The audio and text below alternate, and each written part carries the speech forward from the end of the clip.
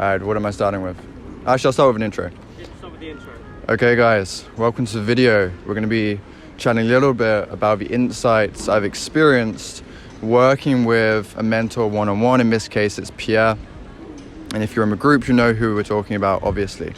But I've been working with Pierre for the last year and a half, maybe 2 years, and in person for the last 6 to 8 months. And it's been a really, really incredible experience. So I wanted to talk a little bit about the insights I've experienced, what's happened to me, what's come up for me that before didn't seem so obvious, before I was getting stuck, before I was getting frustrated, and now things are just clearing up, becoming very, very easy in some ways, and it's all because of these key insights. And we're going to go through 9. We're going to start it right now.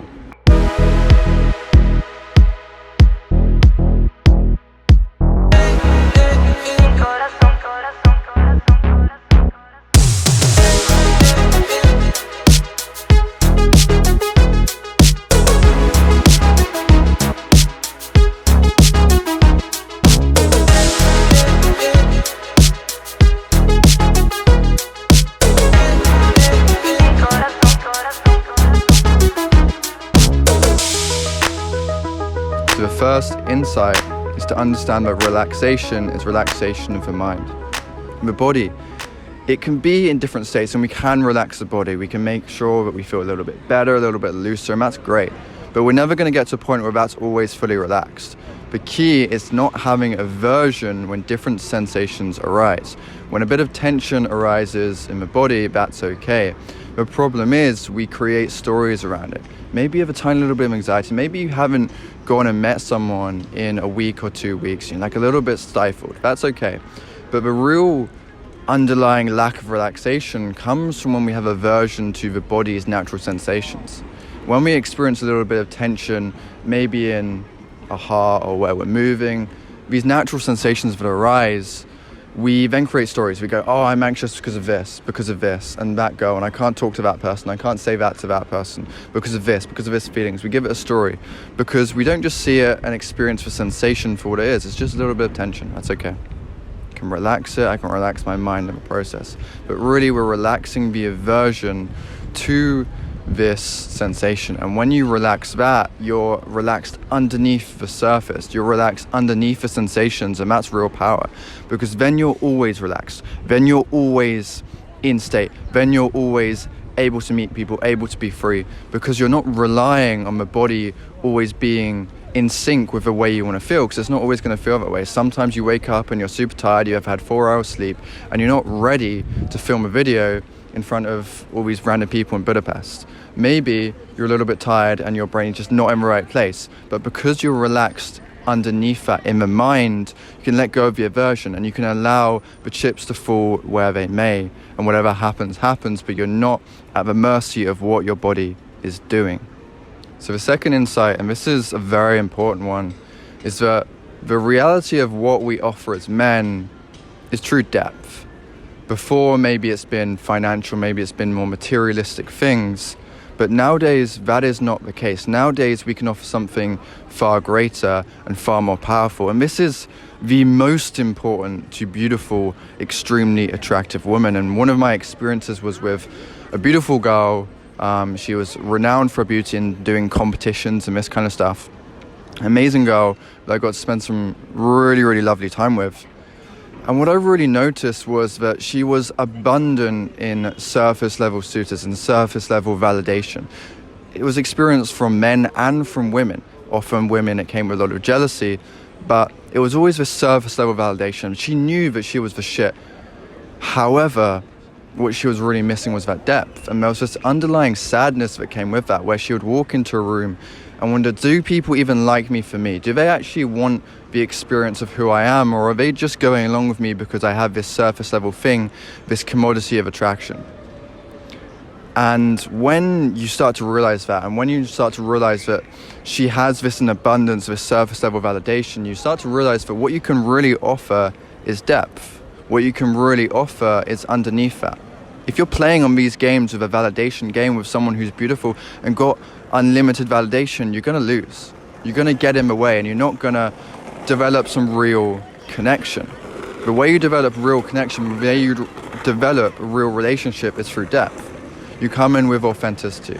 You come in with something a little bit more, with that spiritual connection, with that ability to go under the surface. And how do we do this? You come in relaxed, you come in with authenticity at the front.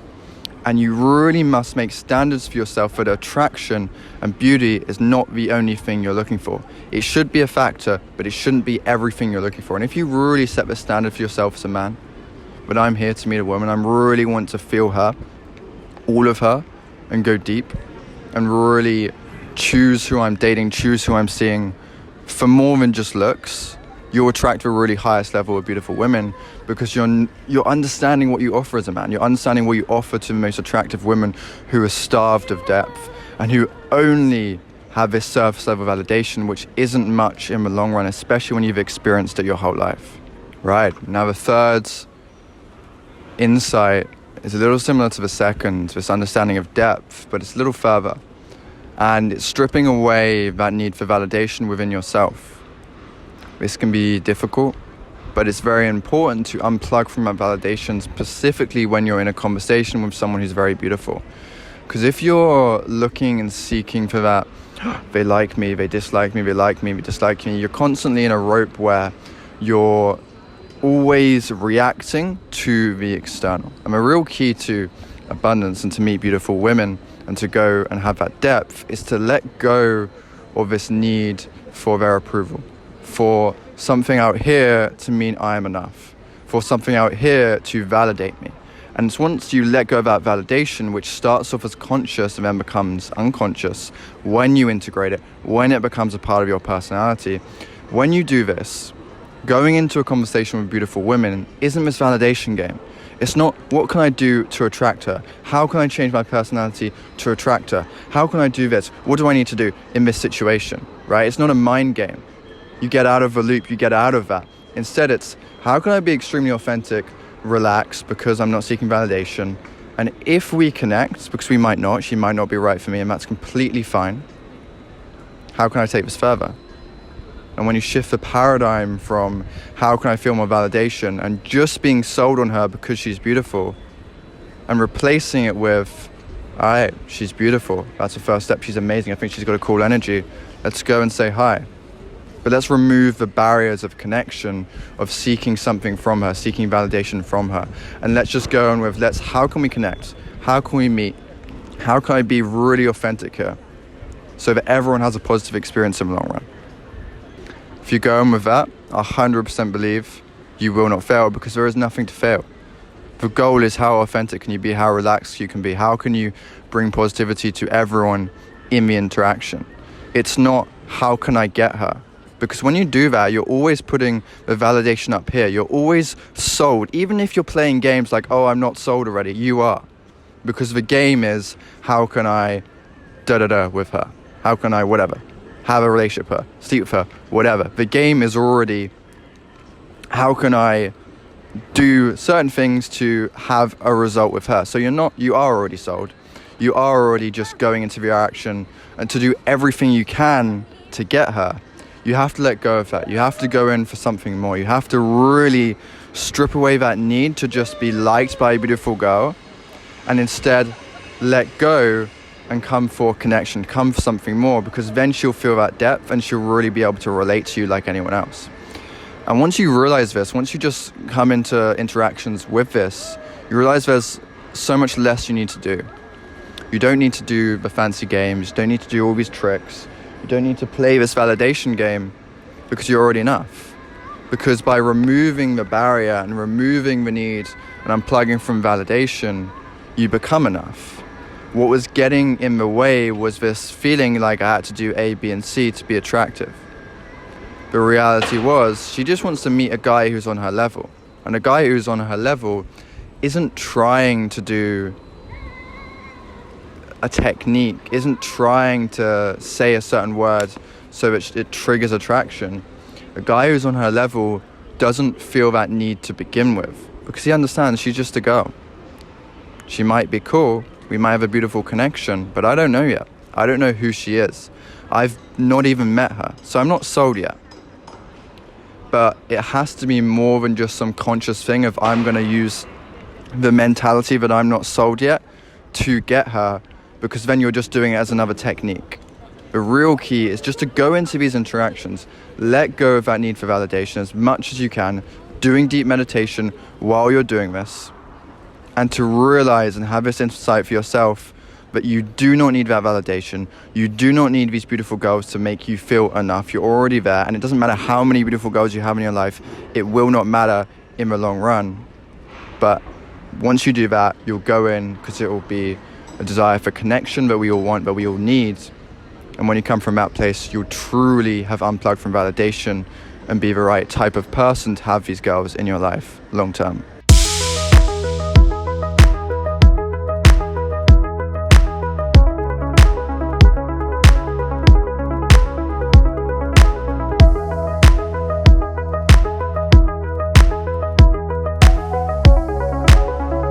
So insight number 4 is that integration of the feminine part of you strengthens the masculine. And this is something that I had to learn myself. I had to get over myself, because I thought that if I suppressed this part of me, and it was like a balancing act, and the more I suppressed this part of me, the more the masculine could flourish. But it wasn't that, because the very integration of that allowed me to encapsulate more of the feminine in myself, but also in the world around me.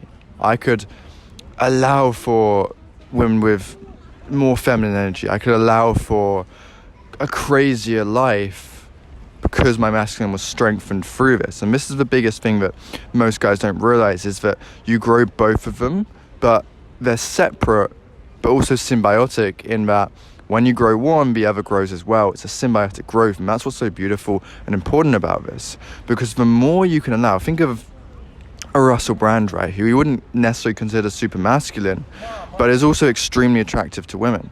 Why is this? It's because he's allowed for his feminine. He's a very, very feminine guy, but with an integration of the masculine that allows it to balance out and allows for you to have something that really fits and really becomes very, very attractive for lots and lots of women. Especially more healthy women, especially women who have done more personal development themselves. And a lot of guys that we're talking to and experiencing, they always say that they want a long-term relationship, they want a partner, they want someone that they can really grow and build with, and maybe they're a little bit jaded from girls who aren't doing any growth themselves, who aren't working on this stuff. When you start to integrate this part of yourself, you become more attracted to these type of women who are more balanced themselves, who are very feminine, very beautiful, but also on that personal development journey, and you can have more of a real partnership, as well as you can just have normal girls as well. So it's not really an issue either way. But when you do integrate this feminine, you allow for masculine to grow, and that's the most important part. Insight number 5 is that triggers and shadows that are arising in you are just younger versions of ourselves that need to grow up, right? And how do they grow up? They grow up through compassionate wisdom. So it's not bullying, it's not forcing it to grow up. Edit that out. What's happening instead is that we're putting the wisdom that we now have, the older part of ourselves, the more wise, the more mature version of ourselves, onto a part of ourselves. We're exposing it, we're becoming aware of it with compassion. That's very, very important, because if you do this without compassion, you end up forcing growth. You end up pushing this younger version of you down, suppressing, getting upset and frustrated at a part of you that isn't as mature as you are now. So what you want to do is you want to be aware, and you want to speak, and the way I use the metaphor is you want to speak Polish when they're speaking Polish, and English when they're speaking English, right? You want to speak subconscious mind to subconscious mind, okay?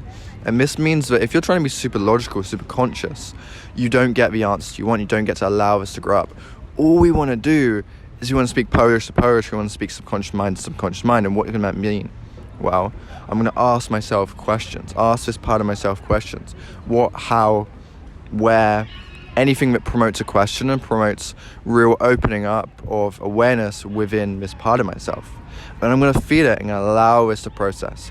But it's always done with allowing wisdom to come through, allowing, not forcing, and having compassion for the emotions that are arising, having compassion for the processing that needs to happen. And then when you do that, this younger part of you grows up. And you can see it, you can watch how a perspective changes. And you watch how you feel this emotion, you allow it, you have compassion, compassionate wisdom. Perspective slowly changes, gets more mature, more different, more mature. And you'll see how when you have a problem and you come from it, compassionate wisdom for yourself, that it slowly changes, perspective slowly changes as you process it, as you allow it to grow up, and then eventually you have a completely new insight and a completely new way of looking at the world and your particular problem by the end of it, as well as it being processed. And that's what's so important, because we're not trying to force anything, but we're not going to fix a problem from a place the problem was created. We're going to fix a problem from a new solution, from a new way of thinking, from a new perspective. So we have to have this compassionate wisdom for this younger part of yourself, allow it to grow up, and allow yourself to come up with a new perspective, a better perspective, and fix a problem. Insight number 6, do or do not, there is no try. And this is a quote from, obviously, Star Wars, from Yoda, obviously. Now, what I mean by this is that when we're trying to improve ourselves, when we're trying to change something, we get in our own way. There's no trying for this. When I'm going to talk to that girl, it's either I do it or I don't. There's no try. I'm not going to try and talk to her. I'm doing it or I don't. And one of the things that we're talking to a lot of guys is how to be more authentic, how to come up and just express themselves. Well, I'm going to try and do that. Well, fuck, are you going to try? Where's the trying? There is no trying. It's either you do it or you don't.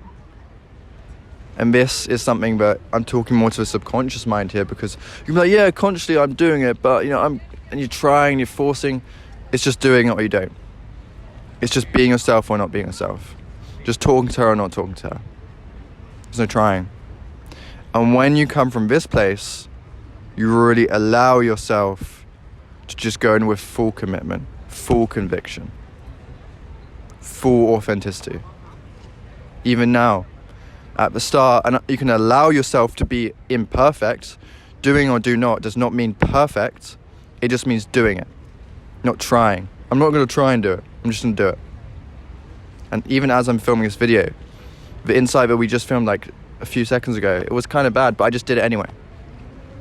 There was a little bit of brain fog, but I did it anyway. I was not trying to do it. I'm just doing what I can right now with the situation that I'm at.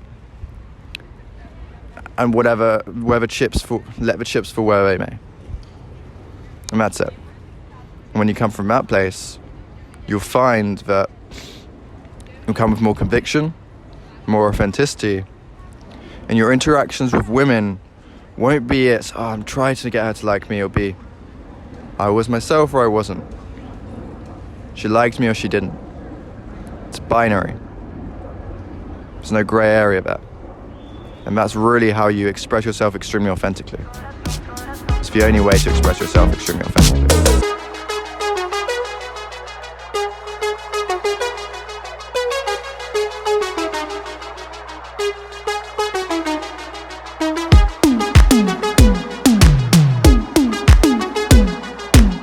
Right, so insight number 7 is that beauty without substance is a tragedy.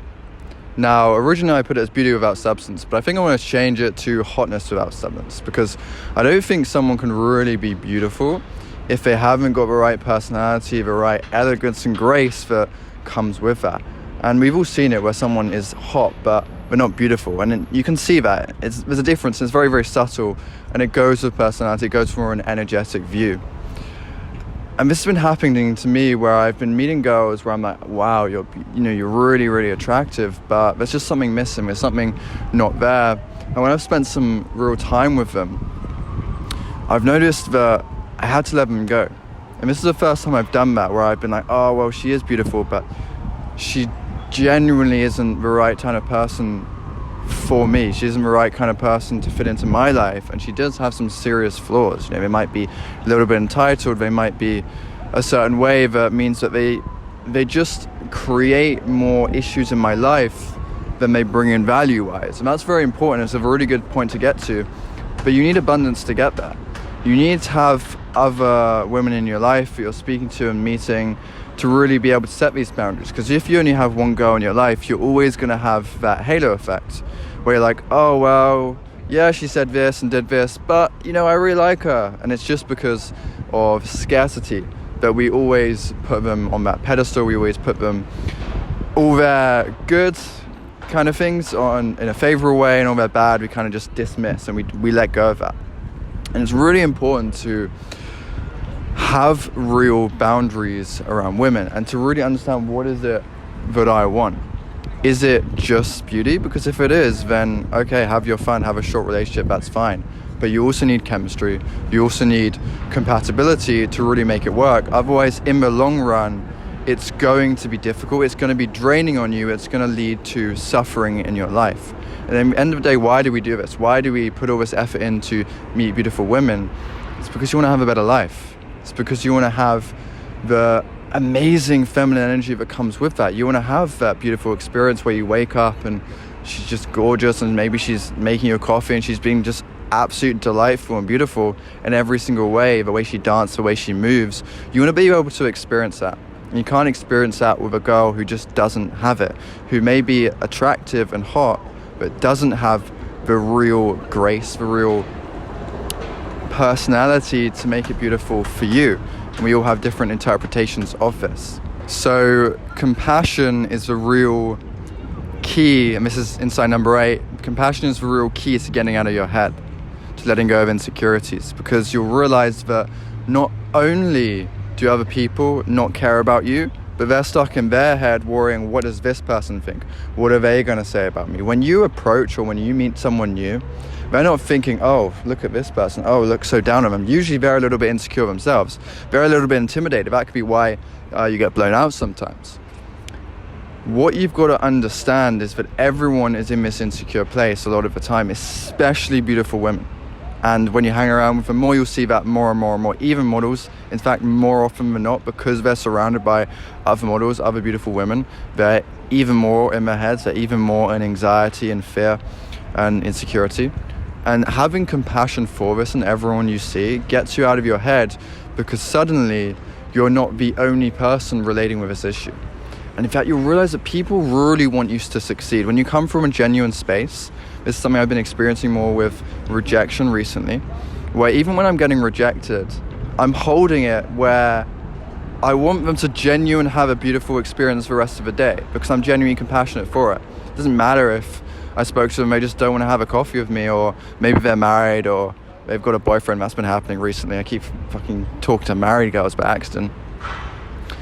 And what happens is I want them to always leave feeling better.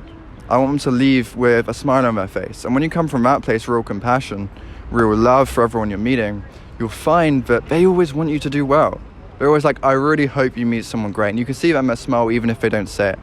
They're genuinely happy you met them. So many times people go to me, listen, you know, I've got a husband, I've got a boyfriend, whatever, but you made my day by coming up to me and saying this. And that is the most beautiful thing in the world. You shift from being a pickup artist, being someone who's just trying to get and take from everyone, to someone who's, listen, I'm going to put this beautiful energy out in the world, come from compassion, come from love, and I know it will come back to me. I know that at some point I'm going to run into the right girl who I'm going to connect with, who is going to be beautiful, is going to be my type. We're going to have chemistry and we're going to have compatibility, and then, you know, I'll have paid my dues and I'm going to receive just as much I'm putting out there in reverse, right? So you always want to come with that compassion, because it's going to get you out of your head, and in the long run it's going to lead to real abundance.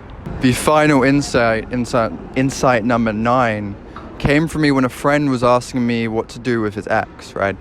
And basically the context is he was talking about kind of clearing the air, meeting up. They hadn't seen each other since they broke up, and she sent him a message like, no, I don't think this is the right move, blah blah blah, but whatever, right? And he's like, so what should I do? And I simply asked him, I'm like, well, what do you actually want? Do you want to get back together with her? Do you want to move on? Blah blah blah. He's like, I don't really know, but what's the right message here? I'm like, well, how do you feel? How do you feel when she sends this message? You reaching out, she's one who broke up with you, and you just want to clear the air, especially since you've got mutual friends. How do you feel about that? You feel a little pissed off? Feel a little bit like it's kind of an arsehole move? I don't particularly like this. What's wrong with expressing that in a kind way and in a subtle way? You don't need to go and rant and have a go at her, but what's wrong with having actual feelings? Too often we get obsessed with this idea of being cold-hearted, of being emotionless, and passing shit tests, that we neglect our own feelings. We're like, if she actually annoys us, if she actually gets on our nerves, we just don't say it. We're just like, oh, I need to do this, I need to do this, I need to do this. It's always doing something. It's always the right technique. It's never taking into account how we actually feel, and we just become robots with zero opinions and zero feelings of our own. And we'll tell it to our guy friends. We'll say, oh, I feel this way, blah, blah, blah. Or we'll tell our opinions, but we won't tell the girl we're with, because is that the right move? Is that the right thing? The right thing for what? What do you want? Do you want a relationship with her? Or do you just want to keep playing chess and trying to win every single interaction until what? You just get burnt out? A relationship should be a place where you genuinely feel you can relax. And if she is overstepping boundaries, if she's making you upset in some way, what's wrong with saying that? What's wrong with feeling that way? What's wrong with actually having opinions and having feelings and not just being a cold robot the entire time?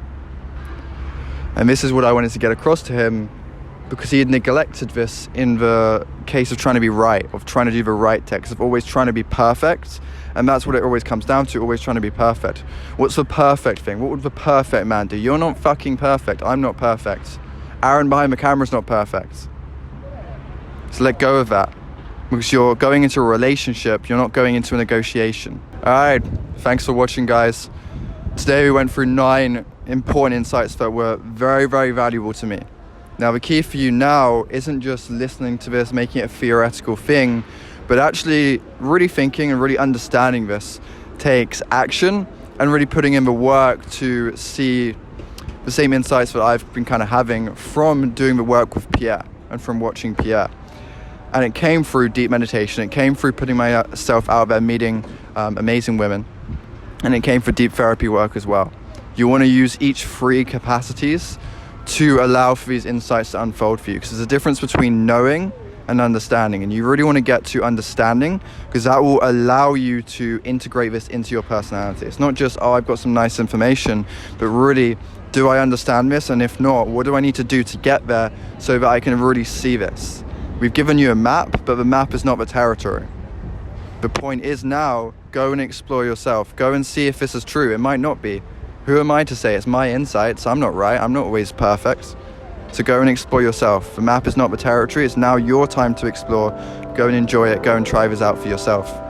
And yeah, keep following. If this is on Facebook, stay in the group. If this is on YouTube or Rumble, follow, subscribe, and we'll see you in the next one.